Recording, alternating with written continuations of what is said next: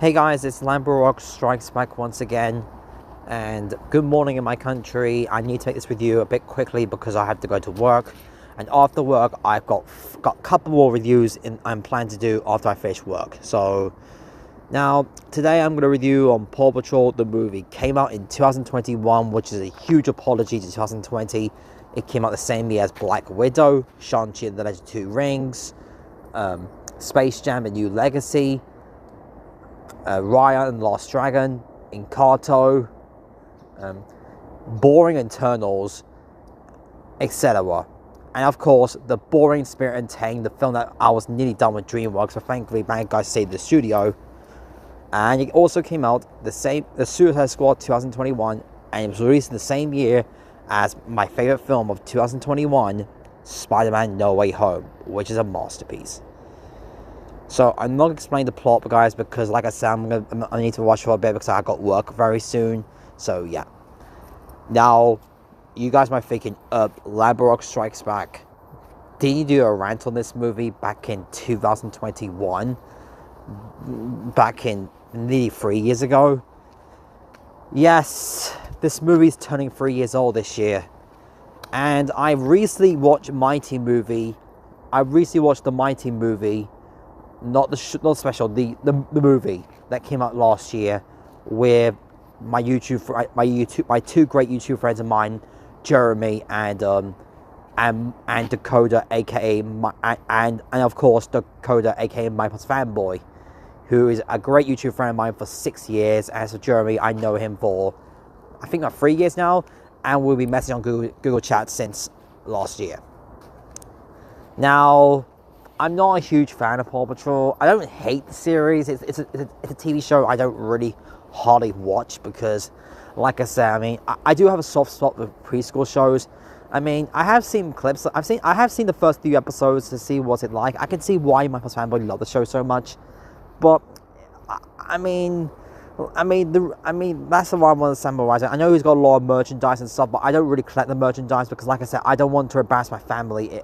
I don't want to embarrass my family if I watch this series in front of them. So yeah, but thankfully, good old Paramount Plus, and I can see what the film's like and online. So there's something, guys. Now, when I heard they're making a Paw Patrol movie, I was like, really? You're making a movie based on this series? I was at the time I was like, I'm more looking forward to Loud House movie more than this movie, which. Well, that house movie was okay. It just has some few problems, but it's an okay film. So, after watching Mighty movie with my Plus fanboy and Jeremy, I said to myself, what was I thinking? I'm doing a rant on the first film because I was only about 23 years old when I made that rant. So, now I didn't rewatch this movie, unfortunately, guys, because unfortunately, it got taken off Netflix a few months ago in my country due to the fact that it got expired. The license got expired, I guess. So it'll be back on Paramount Plus very soon. So what do I think of this movie? It's not bad. It's an okay film. It's all right. It's a decent film, but honestly, yeah. I mean, I did a rant this movie. I called it the most overrated movie of 2021. The true worst animated film from that year was Spirit and Tang, which I think is even worse than Boss Baby Family Business. Boss Baby Family Business is still awful, but the Spirit and Tang was so bad. It was god awful. So anyway, let's get into the animation. Now, I like the animation of this movie. I do think the animation is very impressive. I mean, for a 2021 movie, I thought the animation is very nice to look at. I think this is.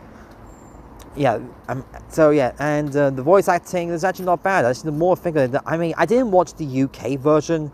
I've watched the US version online back in 2021. So so yes, we all know the characters: Marshall, Chase, Rubble, and the others. And so also, let's get to my favorite scene in the movie. Now, I do like Chase's backstory. I thought that was my favorite scene in the movie, and that scene with Chase's jump during the climax. I thought that scene was pretty epic.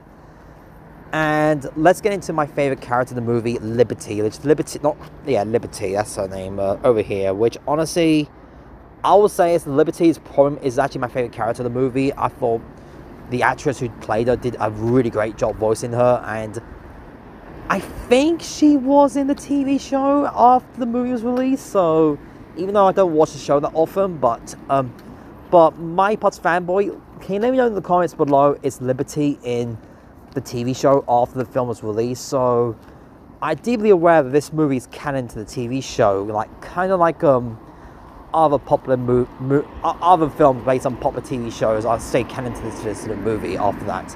So, and let's get into the worst character of it. I mean, and now we get into the two worst characters of the movie, which I know my Mighty Pots fanboy despises those two characters so much. Ruben and Butch. Ruben and Butch. I know, yes, I could say why.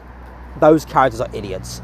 They're absolute idiots, and I know Mighty Pots fanboy hates him so much because he keeps out chasing during the movie. And yes, they're idiots siding.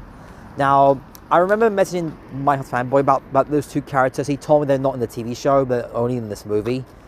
And now let's get into Mayor Humdinger. That's right. He is an idiot. He's an absolute idiot. Like he is the main antagonist of this movie, and of course he's the main antagonist of the TV show. And yes, and I do like the scene where Chase says, "Mayor Humdinger, you're under arrest, all this stuff, and dog napping," and then he says, "You can't arrest me. I'm the mayor." And then you just run, and then use the wedgie thing, which I thought that scene was pretty funny. The more I think of it, I think, yeah, and yeah, he got arrested in the film, but we all know he came back in the sequel. And it's in the sequel, we had a different villain who's played by the same actress who played, Yes from Rap Breaks the Internet, and the villain from Minions The Rise of Gru. As a matter of fact, I saw Rap Breaks the Internet in cinemas on the third day release back in 2018 at Showcase Cinema, and I do remember seeing Minions The Rise of Gru in cinemas on day release at Cineworld at the super screen after work. So yeah,